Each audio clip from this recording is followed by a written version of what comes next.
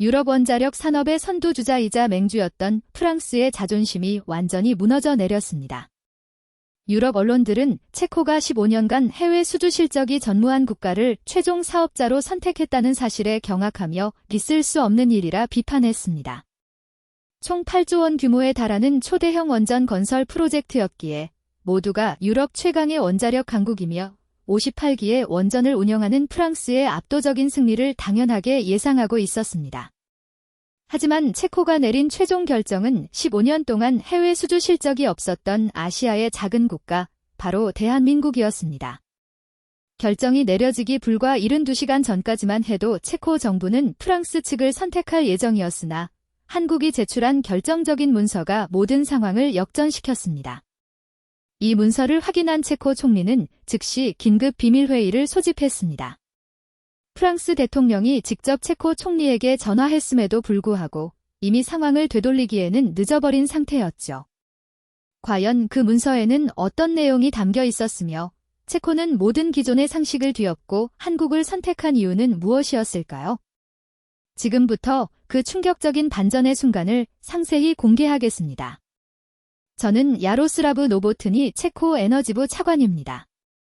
2024년 7월 17일 새벽 3시, 저는 몇 시간 뒤에 발표해야 할 체코 원자력 역사상 가장 중대한 발표를 앞두고 도무지 잠을 이룰 수 없었습니다. 차관님, 각국 언론사들이 벌써 청사 앞으로 몰려들고 있습니다라는 비서의 보고를 받으며 창밖을 내다봤습니다. 프라하의 거리는 여전히 어둠에 잠겨 있었지만 정부 청사 앞은 이미 각국 기자들의 카메라 플래시 불빛으로 환하게 밝혀져 있었습니다. 역시 소문이 새어나갔군. 저는 씁쓸한 미소를 지었습니다. 유럽 원자력 산업의 절대 강자인 프랑스 EDF가 아닌 한국이라는 예상을 완전히 벗어난 선택이 얼마나 거대한 파문을 일으킬지 저는 너무나 잘 인지하고 있었습니다. 오전 9시, 드디어 기자회견장의 문이 열렸습니다. 수백 명의 기자들이 숨죽인 채 저를 응시하고 있었습니다. 오늘 체코 정부는 두코바니 원전 5호기와 6호기 건설 우선 협상 대상자로 한국수력원자력을 선정했음을 공식 발표합니다. 이 발표와 동시에 회견장은 크게 동요하기 시작했습니다. 프랑스 기자가 벌떡 일어나 믿을 수 없습니다. EDF가 제시한 압도적인 기술력과 풍부한 경험을 무시하는 처사 아닙니까?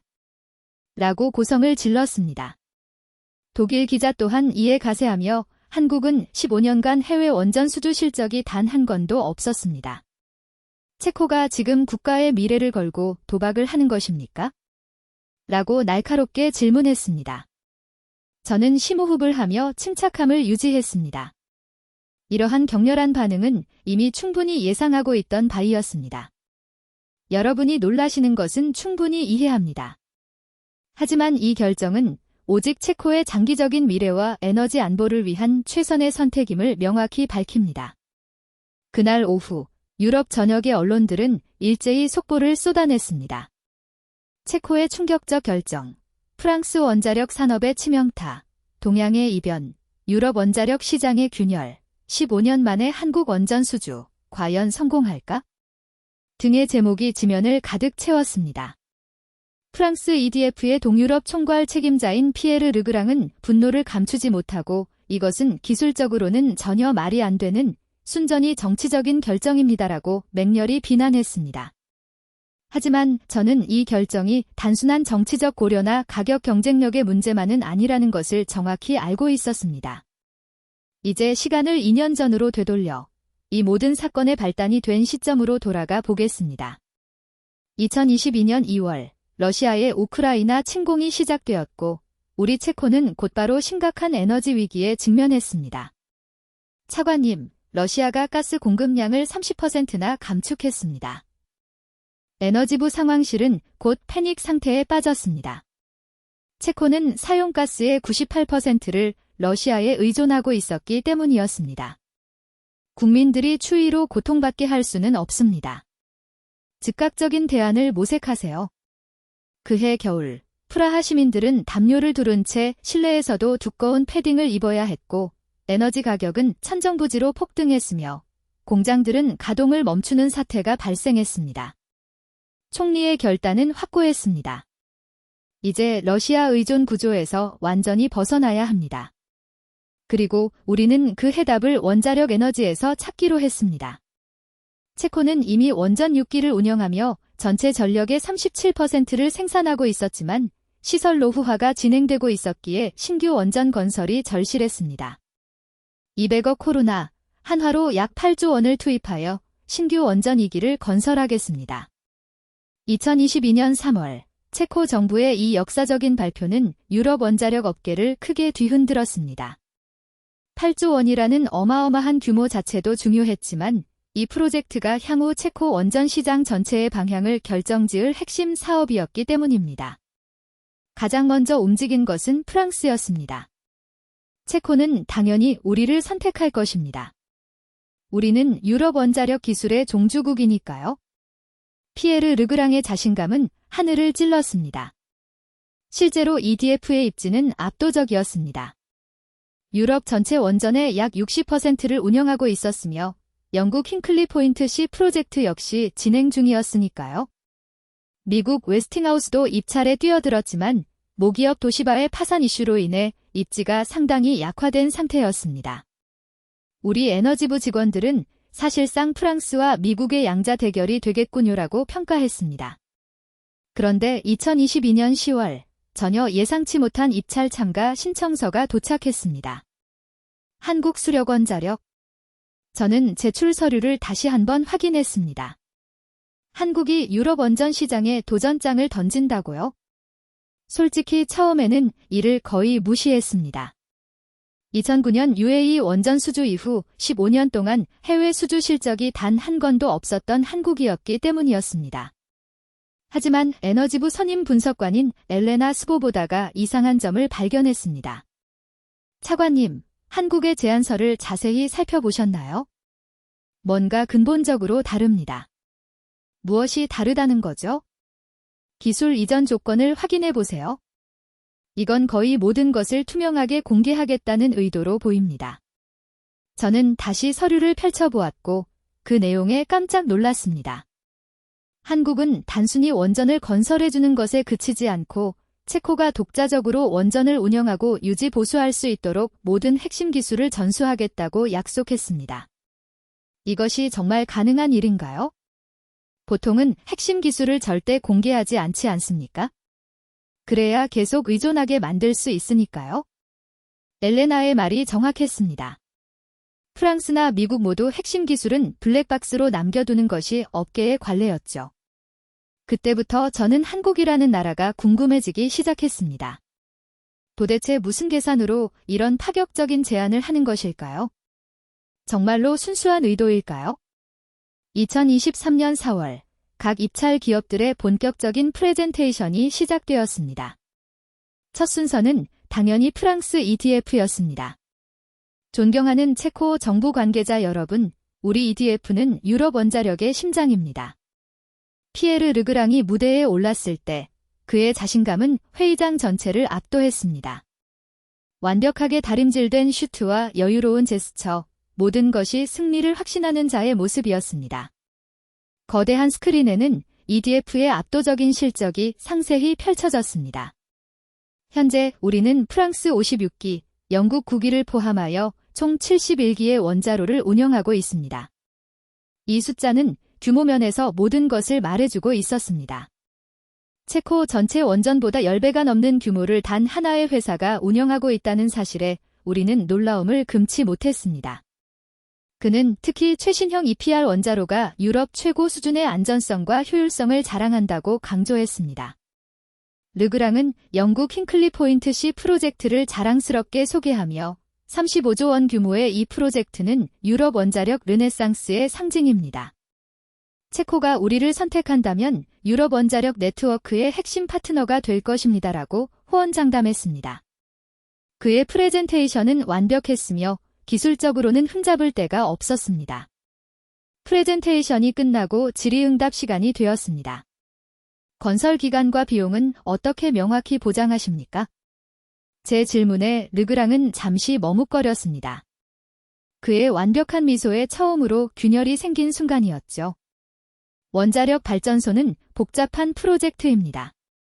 다소 지연되더라도 최고의 엘레나는 놀란 표정으로 저를 바라봤고 저 역시 믿기 어려웠지만 국제원자력기구와 EA의 자료를 확인해보니 모두 사실이었습니다. 하지만 더 중요한 것은 이것입니다. 이 본부장은 다른 사진을 보여주었습니다. 사진 속에는 아랍에미리트 현지인들이 원전을 직접 운영하는 모습이 담겨 있었습니다. 제어실에서 진지하게 모니터를 보는 현지 엔지니어들의 표정이 인상적이었습니다. 현재 바라카 원전 운영 인력의 60%가 현지인으로 구성되어 있습니다. 우리는 그들에게 모든 기술을 가르쳤습니다. 피에르 르그랑이 비웃듯이 말했습니다. 그래서 15년간 재주문이 없었던 거 아닙니까? 더 이상 당신들이 필요 없으니까? 이 본부장은 씁쓸하면서도 자랑스러운 미소를 지었습니다. 맞습니다. 그리고 그것이 바로 우리가 가장 자랑스러워하는 부분입니다. 회의장이 크게 술렁거렸습니다. 이런 대답을 예상한 사람은 아무도 없었기 때문입니다. 진정한 성공은 상대방이 완벽하게 독립할 수 있도록 돕는 것입니다. 체코도 바로 그것을 원하고 있지 않습니까? 그 순간 저는 온몸에 전류가 흐르는 듯한 깨달음을 얻었습니다. 이것이었구나. 우리가 진정으로 원했던 것은 종속이 아닌 독립, 의존이 아닌 자립이었는데 한국은 그것을 정확하게 이해하고 있었던 것이다. 프레젠테이션이 끝나고 휴식 시간이 되었습니다. 복도는 웅성거리는 소리로 가득 찼죠. 피에르 르그랑은 냉소적으로 말했습니다. 낭만적인 이야기지만 원자력 사업은 낭만으로 하는 것이 아닙니다. 현실을 모르는 순진한 발상이죠. 하지만 저는 이준호 본부장에게 더 자세한 이야기를 듣고 싶었습니다. 커피를 들고 그에게 다가갔죠. 바라카 프로젝트에 대해 조금 더 설명해 주시겠습니까? 이 본부장은 잠시 먼 곳을 바라보며 당시를 회상했습니다. 그의 눈에는 그리움과 자부심이 뒤섞여 있었습니다. 2009년 12월 27일, 우리가 UAE 원전을 수주했을 때 전 세계가 놀랐습니다. 확실히 그랬습니다. 프랑스 아레바, 미국 제너럴 일렉트릭, 일본 히타치를 모두 제치고 원전 수출 경험이 전무했던 한국이 선정되었으니까요. 비결이 무엇이었습니까? 세 가지였습니다. 첫째, 압도적인 가격 경쟁력. 우리 제안가는 경쟁사 대비 30% 저렴했습니다.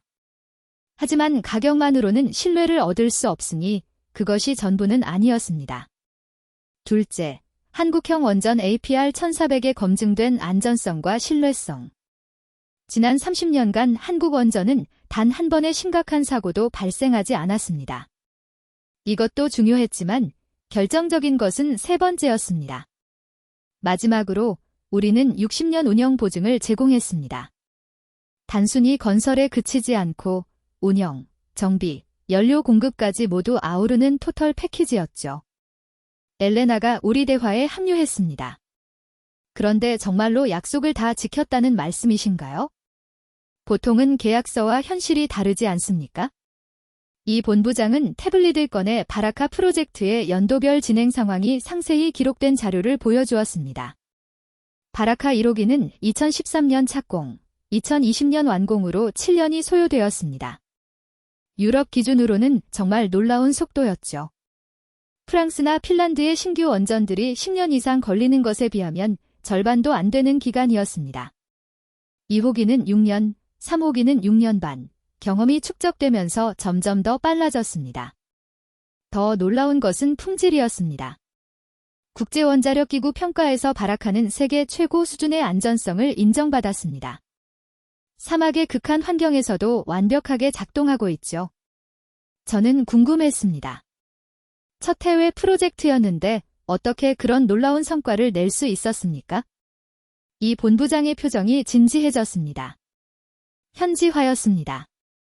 우리는 한국 방식을 강요하지 않았습니다. 아랍에미리트의 문화와 환경을 철저히 연구했습니다. 그는 구체적인 사례를 들었습니다. 라마단 기간에는 작업 시간을 조정했고 현지 음식을 제공했습니다. 작은 배려였지만 현지 노동자들의 마음을 얻을 수 있었죠. 기술 이전은 어떻게 이루어졌습니까? 처음부터 현지인을 핵심 포지션에 배치했습니다. 물론 시간이 더 걸렸지만 그들이 진정한 주인이 되도록 하는 것이 우리의 목표였습니다. 피에르 르그랑이 다시 끼어들었습니다. 그래서 재주문이 없는 것 아닙니까? 비즈니스 관점에서 보면 실패 아닌가요? 이 본부장은 고개를 저었습니다. 단기적으로는 그렇게 보일 수 있습니다. 하지만 우리는 다른 것을 얻었죠. 바로 신뢰와 명성입니다. 그리고 이제 그것이 새로운 기회로 되돌아오고 있습니다. 그는 의미심장하게 체코를 바라봤습니다. 과연 체코가 그 새로운 기회가 될 수 있을까? 저는 점점 확신이 들기 시작했습니다. 2023년 4월 중순 이틀에 걸친 프레젠테이션 후 최종 기술 심사가 이어졌습니다. 이번 심사는 기술적인 부분에 대한 심층 발표였으며 정부 고위 관계자들과 원자력 전문가들이 대거 참석했습니다. 피에르 르그랑이 먼저 나섰습니다. 어제와는 달리 훨씬 더 공격적인 자세였습니다. 우리 EPR 원자로는 항공기 충돌에도 견딜 수 있는 이중 경납 용기를 갖추고 있습니다. 9, 11 테러 이후 개발된 최신 안전 기준을 모두 충족하죠.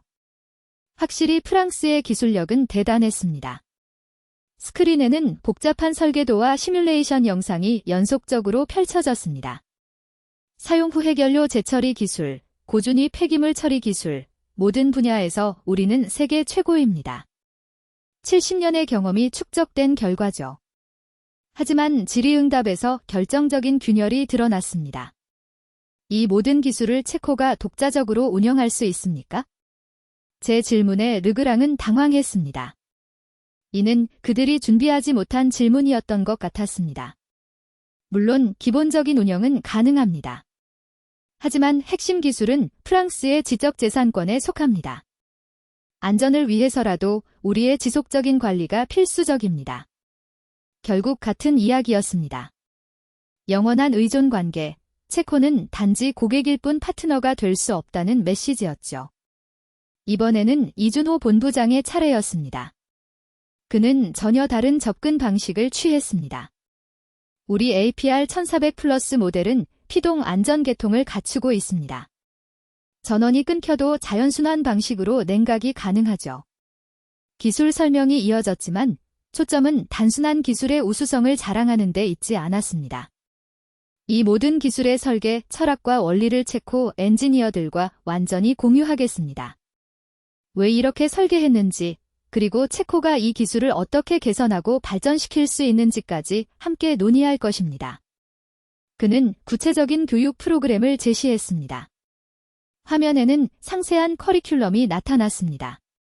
1차 연도에는 기초 이론과 한국 원전 현장 실습, 2차 연도에는 설계 실습과 시뮬레이션 훈련, 3차 연도에는 체코만의 개량형 개발을 적극적으로 지원하겠습니다. 엘레나가 손을 들었습니다.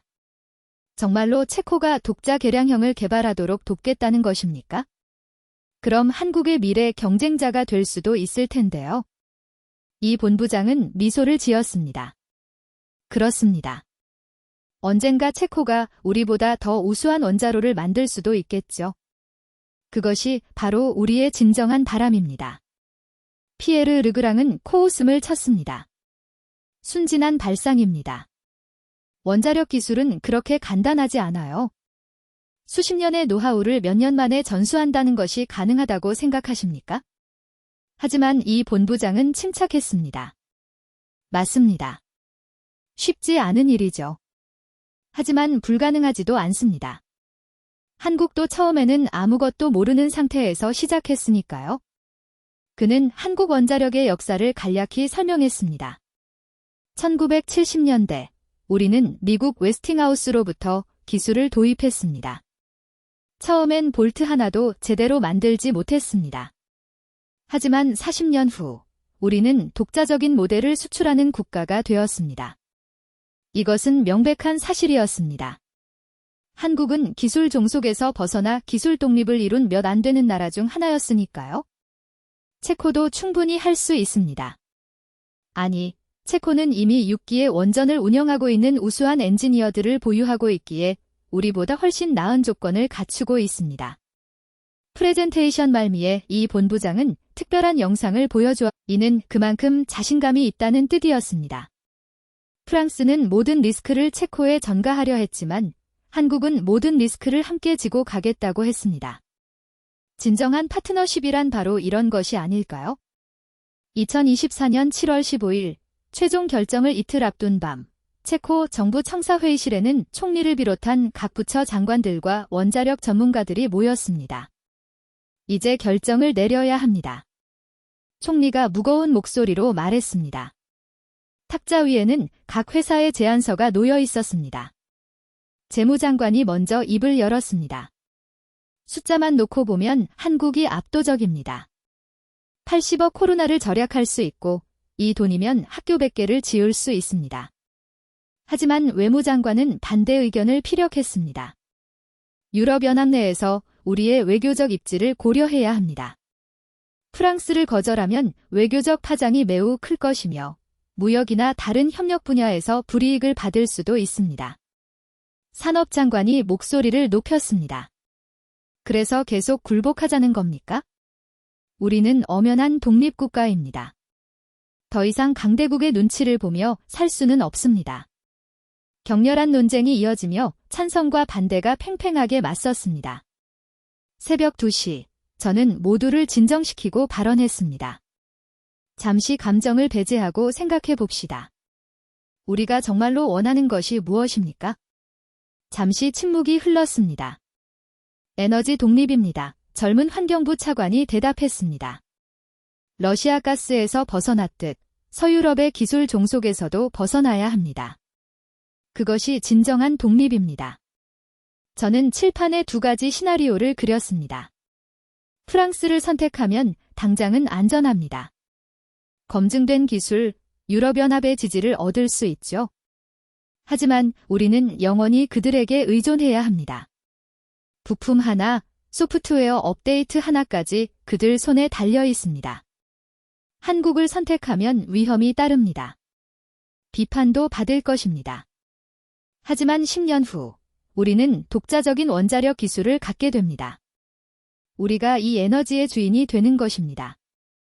국방장관이 우려를 표했습니다. 한국이 약속을 지키지 않으면 어떻게 합니까? 기술 이전을 하겠다고 했다가 나중에 딴소리를 하면요. 저는 준비한 자료를 보여주었습니다. 한국의 국제계약 이행률을 조사했습니다. 지난 30년간 단 한 번도 계약을 파기한 적이 없습니다. IMF 때도 금융위기 때도 약속은 지켜졌습니다. 오히려 프랑스는 최근 호주 잠수함 계약을 일방적으로 파기당한 전례가 있습니다. 누가 더 신뢰할 만한 파트너일까요? 엘레나가 보충 설명을 했습니다.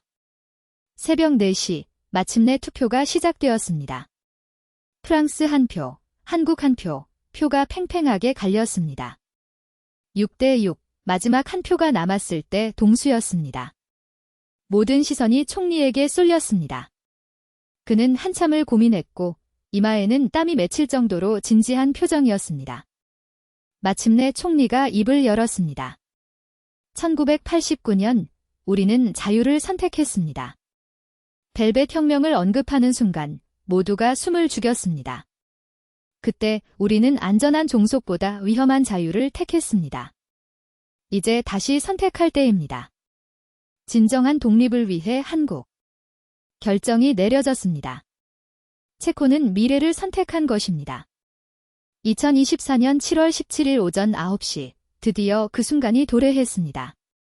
정부 청사대회의장은 각국 언론인들로 가득 찼고 전 세계가 온라인으로 이 순간을 지켜보고 있었습니다. 체코 정부는 2코 반이 원전 5호기, 6호기 건설 사업자로 저는 잠시 말을 멈추었고 카메라 플래시가 터지고 기자들이 숨을 죽였습니다. 한국 수력원자력을 최종 선정했습니다. 발표와 동시에 회견장은 폭발했고 기자들이 일제히 일어서 질문을 쏟아냈습니다. 믿을 수 없다. 이것은 정치적 결정이다. 체코가 도박을 했다. 유럽 기자들의 질문이 쏟아졌지만 저는 침착하게 대답했습니다. 이것은 체코의 미래를 위한 최선의 선택입니다. 우리는 단순한 구매자가 아닌 진정한 파트너를 원했고 한국이 그 조건을 완벽히 충족했습니다. 한편 서울에서는 환호성이 터져 나왔습니다. 한국 수력원자력 본사는 축제 분위기였죠. 15년 만입니다. 드디어 해냈습니다.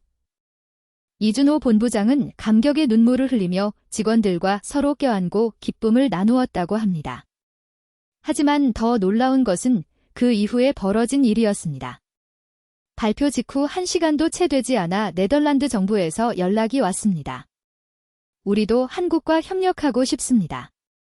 체코의 결정을 보고 확신을 갖게 되었습니다.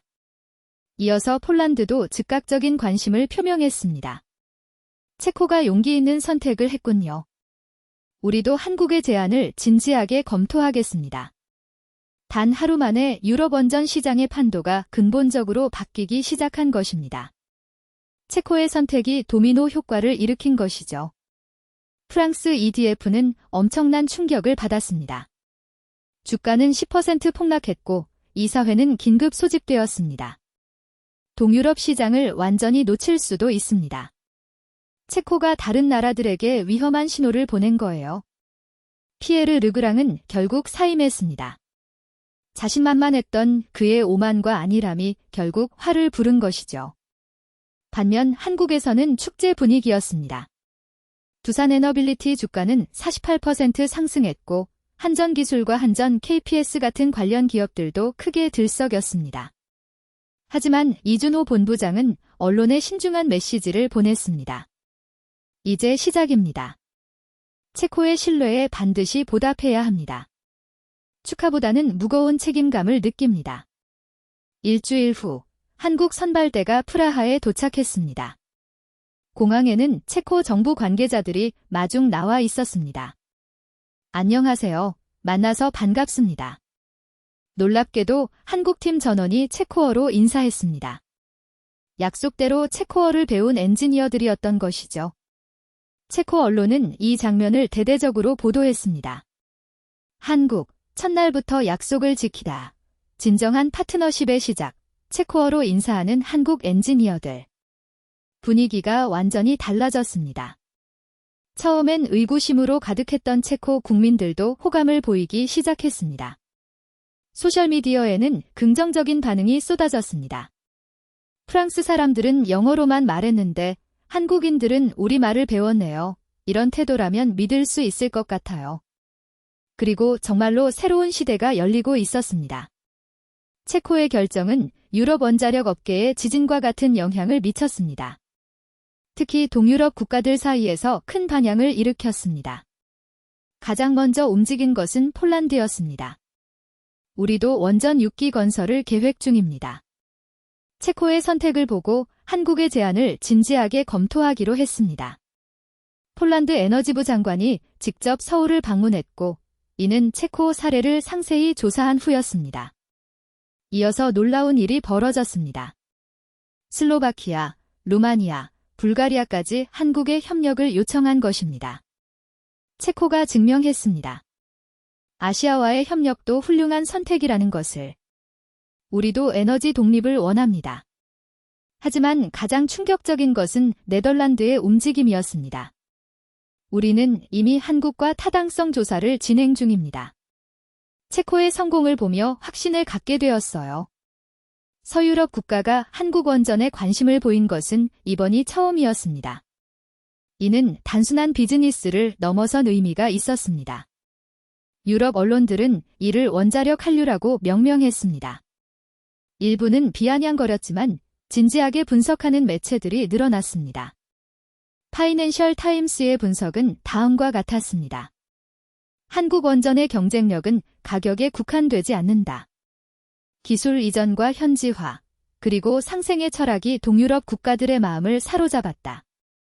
프랑스는 위기감을 느꼈습니다. 마크롱 대통령이 직접 나서 유럽은 유럽 기술로 단결해야 합니다. 외부 세력에 의존하는 것은 위험합니다라고 주장했습니다.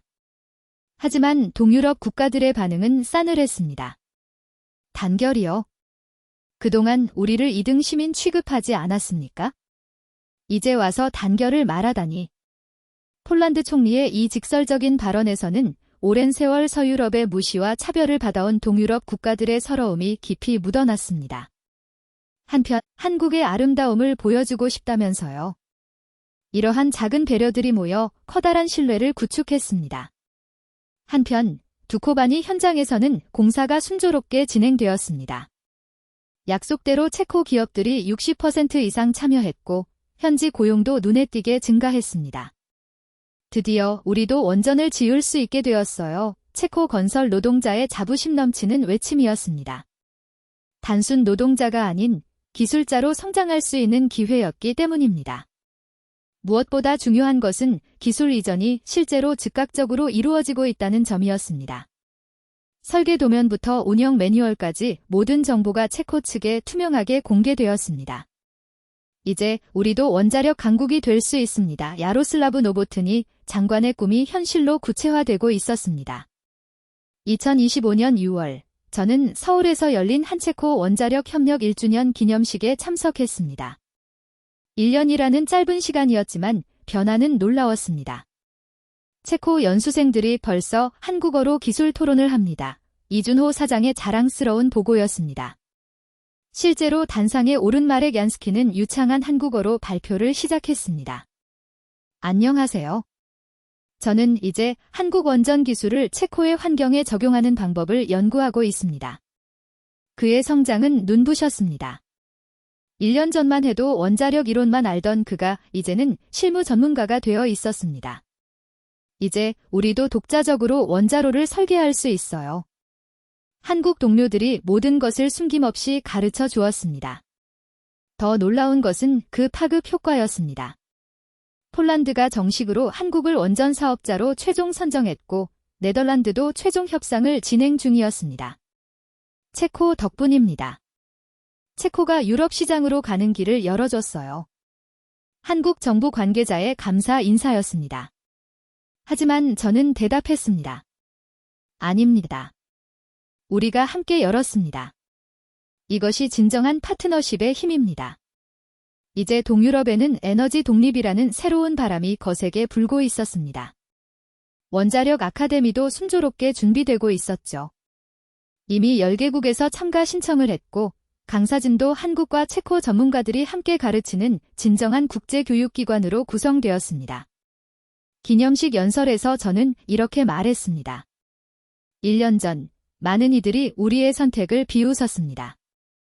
동양의 작은 나라와 손잡는다고 조롱했죠. 청중들은 숨죽여 들었습니다.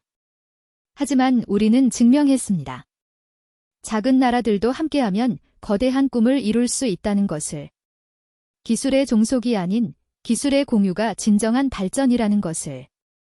박수가 터져 나왔고 특히 체코 연수생들의 박수가 가장 열렬했습니다.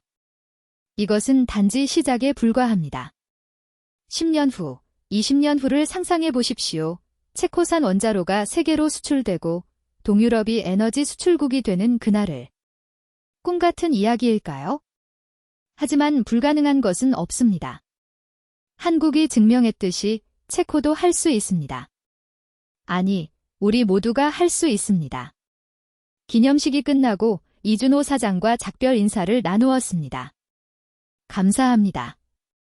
진정한 파트너십이 무엇인지 보여주셔서. 그는 미소 지으며 답했습니다. 이제 시작입니다. 함께 가는 길은 멀지 않습니다. 체코가 성공하면 그것이 곧 한국의 성공입니다. 저는 서울의 야경을 바라보며 1년 전 그 선택이 얼마나 옳았는지를 되새겼습니다. 그리고 앞으로 펼쳐질 미래가 얼마나 밝을지를 상상했습니다. 작은 나라 체코와 한국이 함께 써내려가는 에너지 독립의 역사, 그 첫 페이지가 이제 막 시작된 것입니다. 언젠가 우리의 손자들이 물을 것입니다. 할아버지, 어떻게 체코가 원자력 강국이 되었나요? 그때 저는 자랑스럽게 말할 것입니다. 우리는 올바른 친구를 선택했단다. 그리고 함께 꿈을 이뤘지? 지금까지 체코가 유럽의 거인 프랑스를 물리치고 한국을 선택함으로써 유럽 원자력 시장에 충격적인 변화를 불러온 감동적인 이야기를 자세히 분석하여 전해드렸습니다. 작은 나라들이 힘을 합쳐 거대한 변화의 물결을 만들어가는 이 모습이 시청자 여러분께도 희망과 깊은 통찰을 제공했기를 바랍니다. 15년 만에 해외 원전 수주에 성공한 대한민국과 에너지 독립이라는 비전을 현실화하는 체코, 두 나라가 함께 만들어가는 이 놀라운 협력 스토리가 더 많은 분들께 알려질 수 있도록 여러분의 적극적인 참여를 부탁드립니다.